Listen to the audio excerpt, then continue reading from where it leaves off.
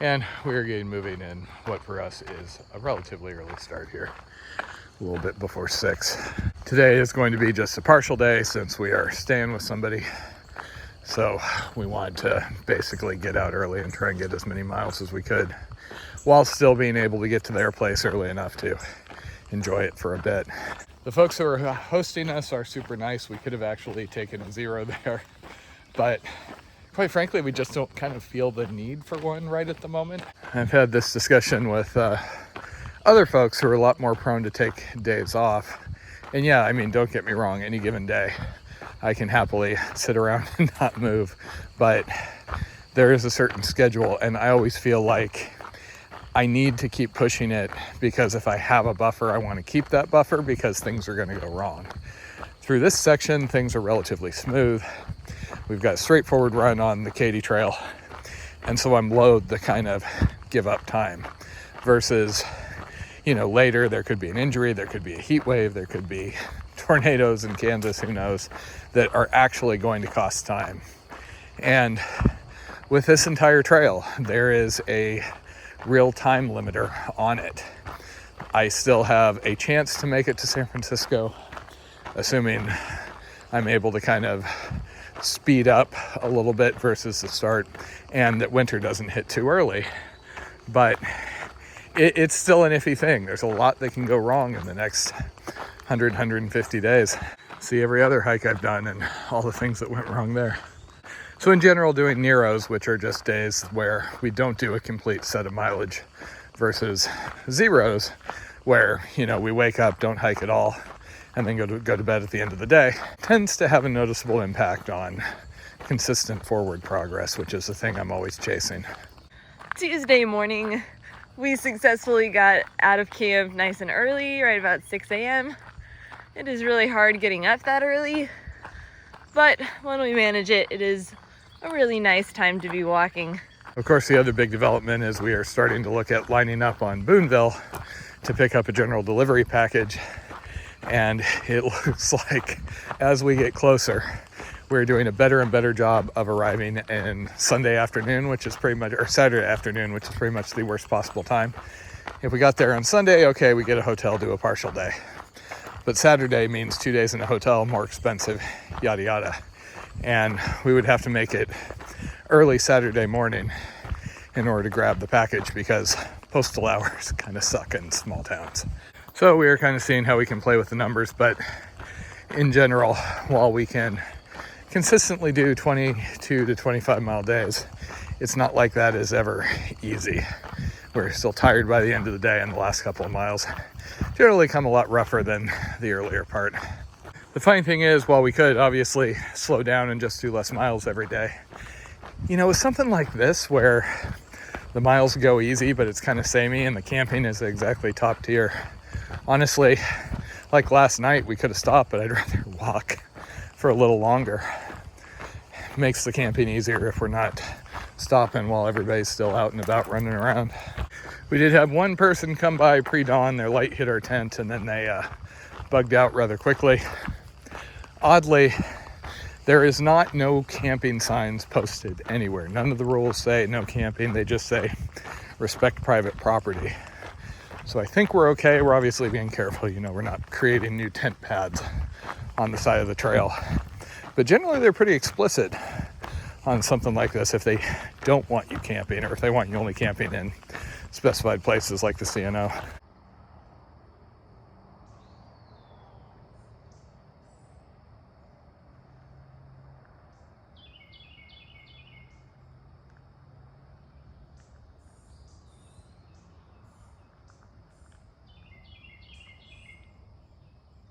We had just one person come by our camp as far as we know. It's around 4:45 this morning. Seemed to be a runner, which hats off to them. The getting up early in the cold and dark and running was something I never found the willpower to do. We're approaching Marthasville now, and it seems to be far enough outside of St. Louis that we're out of the range of the casual morning biker crowd. We had a lot, like at least 100 people go by us yesterday, but as we got into the afternoon, it dropped off rather dramatically, got really quiet. I swear I've seen more sewage treatment plants on this trail. So this is the other sort of thing we were kind of eyeing. Figuring, well, if we have to set a tent up, there are clearings in front of the benches. And that's what I did in PEI, and it was fine. So just north of Marthasville is where I stopped after I left my parents, and I was driving out east. I did an 11 or 12-hour day and got out to this area to stay overnight. We've been really enjoying these pretty purple flowers that have been lining some sections of the trail.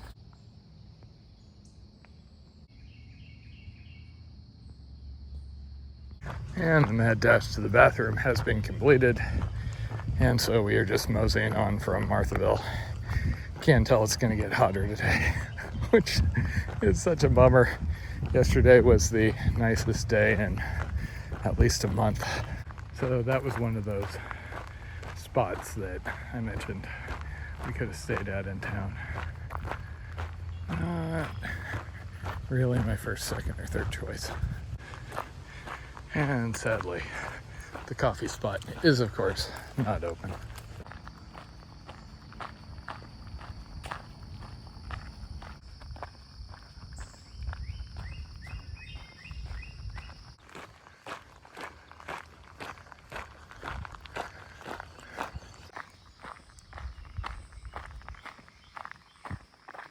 Whereas the groundhogs usually kind of are lords of the ground. Oh, but if it was an otter, then I was not close enough to fully appreciate its cuteness.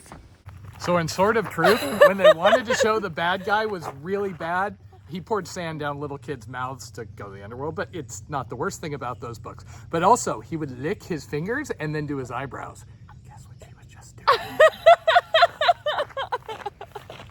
So we were just talking the other day about how this is the best time of the hike for both of us. As for him, it's about right in the middle.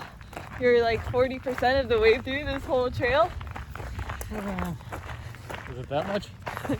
Mile 1800 out of 4900. And for me, I'm roughly 3 weeks in out of a 9-week vacation or so. So for me, long enough that school and Southern California feels like it is very far away. And not thinking about that at all anymore. And I also haven't had to start thinking about the end is coming. Oh God! The end is coming! Have you seen the news? Panic! Needing to figure out travel back to Southern California and stuff like that. You can walk. Oh, I want to just walk with you. Did I mention after Kansas comes second Kansas? Eastern Colorado? And yes, after that comes Western Colorado, which I'm not going to get to, but which we are totally going to go hike sometime later together. Oh, and the waterless Badlands. Don't forget that. I think they're called Utah? Nevada. Oh. I like to let everybody feel the motion of the walk.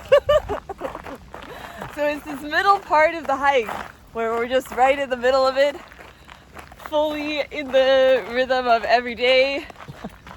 No stress, not enough coffee. Nothing on our minds other than wake up, walk, look at the flowers, hear the birds. Haven't we literally just been stressing about the package at Boonville and plans today for arranging with folks? And isn't that amazing that that's our biggest stressor, is like we just need to make sure we make it to the post office sometime other than Saturday afternoon. That's it. That's my biggest worry right now. My biggest worry are my legs just kind of going heat, tornadoes.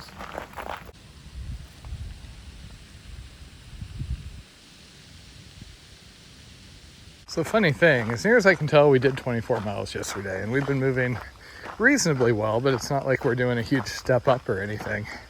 But for whatever reason, my legs started getting sore yesterday afternoon. They're kind of like the achy sort. Like my first thought was, oh, maybe I didn't get enough food or protein or something. Who knows? Maybe I have Lyme disease.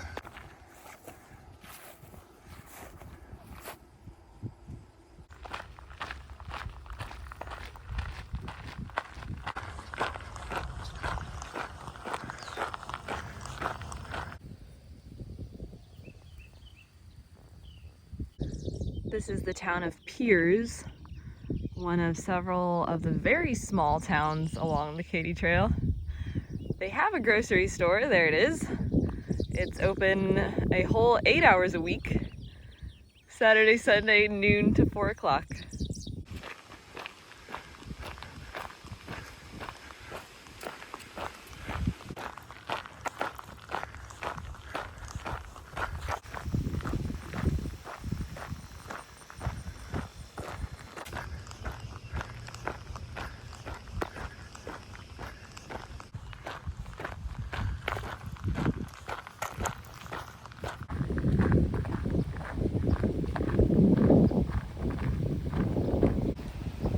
Right about now, we are really missing far out.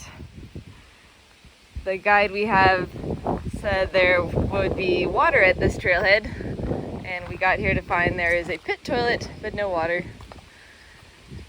So, once again, I am off into town to search out nice people with hoses or sinks or something. So here you see the hiking all the time person versus the person that's just here for a little while.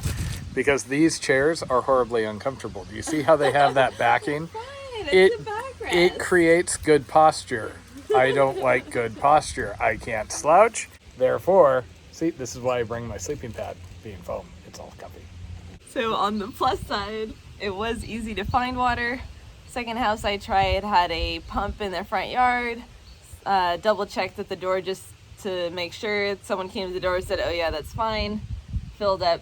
Came back here, realized the water does have a pretty strong sulfur flavor. Now, Matt is an expert at drinking sulfur flavored water after doing the Florida Trail.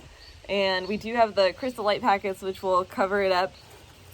But he learned that the very best way to cover it up is to use the peach tea Crystal Light packet, which has a very strong flavor, and we don't have that one.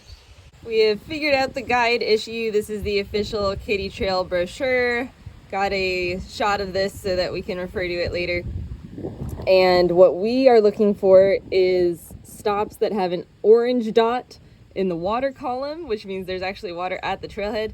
Black dot just means there's water in the community. So for example, at this stop, there's water at the bar when the bar is open. The bar doesn't open until 11 o'clock tomorrow though, so not super helpful. But it has onion rings. What color dot for onion rings? Onion rings are gross, and that would probably be considered a food.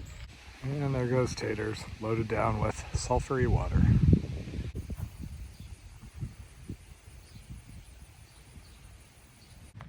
So cool, I was just hoping we'd see a snake today. This is the first one of these we've seen since the river to river.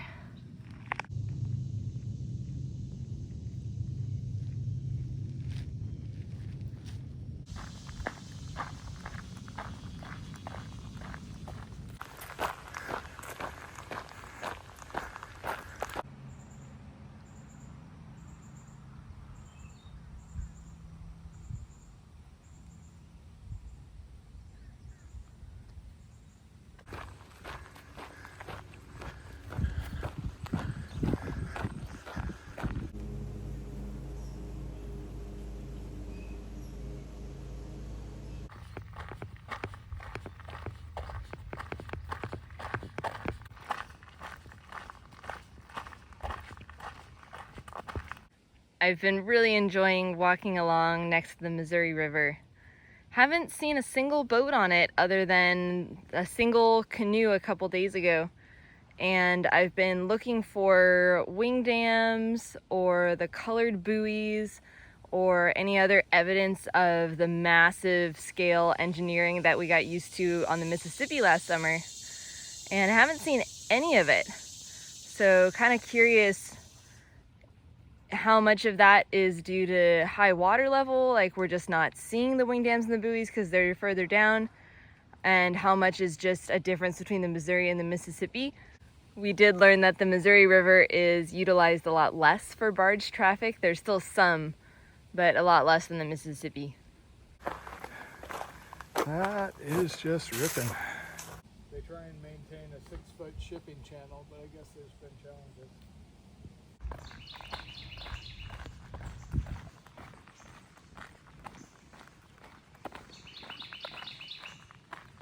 Next road crossing, we're going to be meeting the trail angel and heading over to their lake house to take a break for this afternoon and tonight.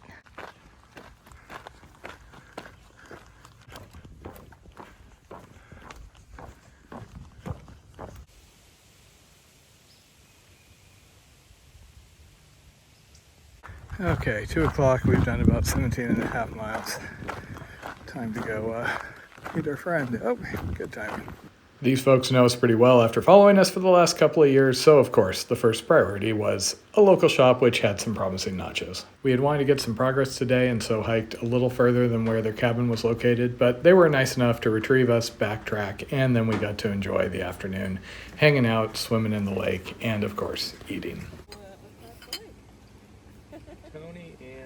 Storms in the St. Louis area have been a running joke with us since last year, and so far we hadn't had many. But around 3 o'clock in the morning, all hell broke loose, making us quite happy we were inside for tonight.